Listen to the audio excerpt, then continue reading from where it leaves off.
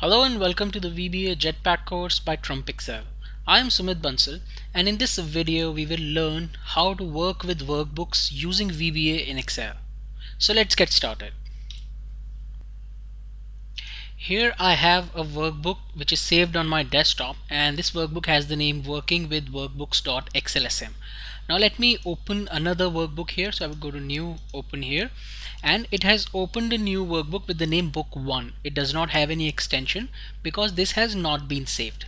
Now let me go back here in this workbook, and I would now get into the VB editor mode. So I would press Alt F11, and you can see here it has two VB projects. One is book 1 and the other one is working with workbooks.xlsm. Now I would be writing my codes here in this workbook, which is working with workbooks.xlsm. So the first thing I would do is insert a module. Here I would go to insert module, and in this module what I would first do is I would show you how to activate another workbook that is open. So let me write a sub, and let's say activate workbook. Now in this case I already know this is the workbook, the other workbook that is open, and to activate it all I need to do is I need to refer to the workbooks collection, and within workbooks I would simply give the name of this workbook. In this case it would be book 1 because the current workbook right now is working with workbooks.xlsm, and here I type workbook 1 and that's it. There is no extension because this has not been saved, and I say activate. And let's see what happens when I run this code. As of now this is our current sheet, and now when we run this code we switch to book 1 because now that workbook has been activated. If you want you can now switch back to this workbook by writing another code where in this double quotes we would have this string working with workbooks.xlsm. So this is how you can activate different workbooks that you're working with. All you need to know is the name of the workbook. If you want to close a workbook, again instead of activate you can close this. So let me quickly show you how it works. I would run this code and you can see that that work VB project has gone away. It's not there, so that this code has closed the book.1. Let me open it again. Now in this case there were no changes made. So for example here if I write something, say I write my name, now there are some changes in this, and if I want to close this it would give me this prompt, want to save your changes in book 2, and the same thing happens when I close this workbook using VB editor. So in this case let's say I'm trying to close book 2 and I run this code. As soon as I do this it will give me this prompt. Now since this has never been saved I need to at least save it once. But say for example I save this workbook, so let me close VB editor, let me go to save, and I save this workbook on my desktop as say .xlsm. So I would save it as a macro enabled file, and I save this. Now suppose I again make a change here. I write the name of this course VBA Jetpack, and now again I get into the VB editor, and here I again close this. So if I run this code I need to actually now put the extension as well .xlsm, because now it's book2.xlsm. Now when I run this code it again asks me want to save your changes to book2.xlsm, and I would have to do this. But if you want to do this thing using coding only, then simply type true here, which means that now it would close the workbook and it would save all the changes. So now if I run this, it has closed that workbook and all the changes have been saved. If you want to check, we can go here and we can open this workbook. So now if I open this workbook here, you can see that the changes have been saved. So if you don't want that prompt and you want to save this, you can use this. Another important thing to note here is that, and let me open this workbook as well.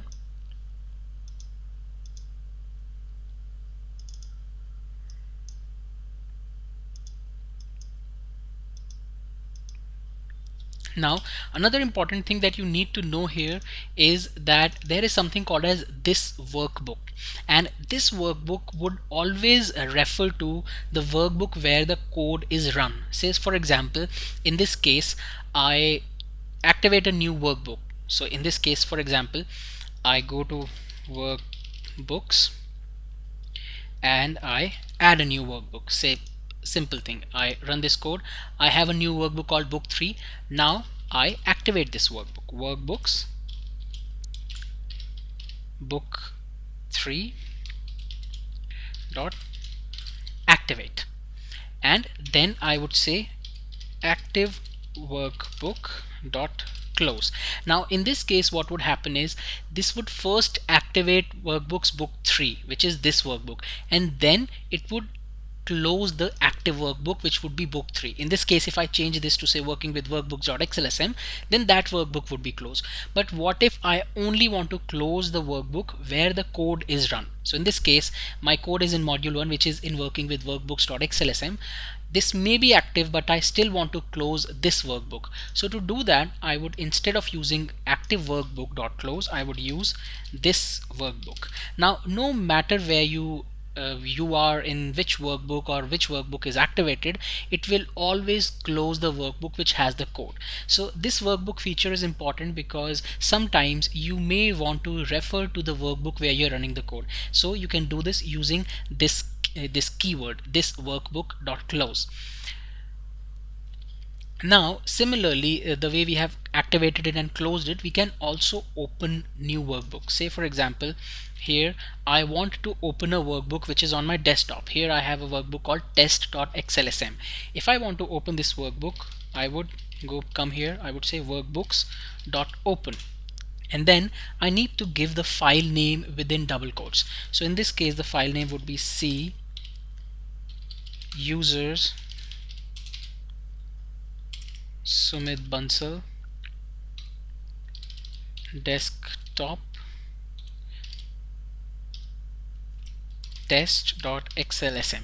Now obviously I remember this because I just saved it, but in case you don't remember this, you need to have the address at least so that you can open this workbook. Now see what happens when I run this code.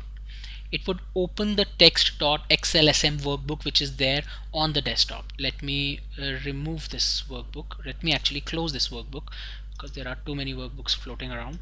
So let me close book 3 and let me close test.xlsm. So I just have my workbook which is working with workbooks open here.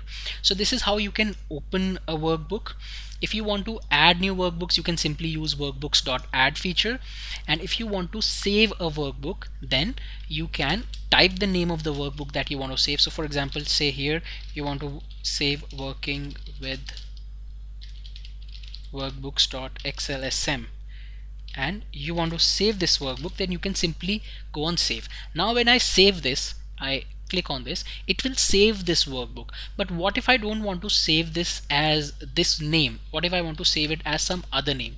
Then I can specify that other name, and here I would have to specify the entire string, which would be C/user Sumit Bansal desktop and the new name. So if you want to save it as it is, just as we do Control S, then you can use save. But if you want to use another file name, then you would have to use save as.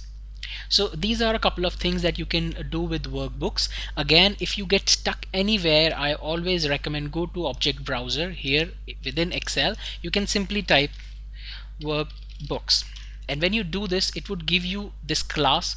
Go to workbooks and immediately you would come to know of all the members of this workbook.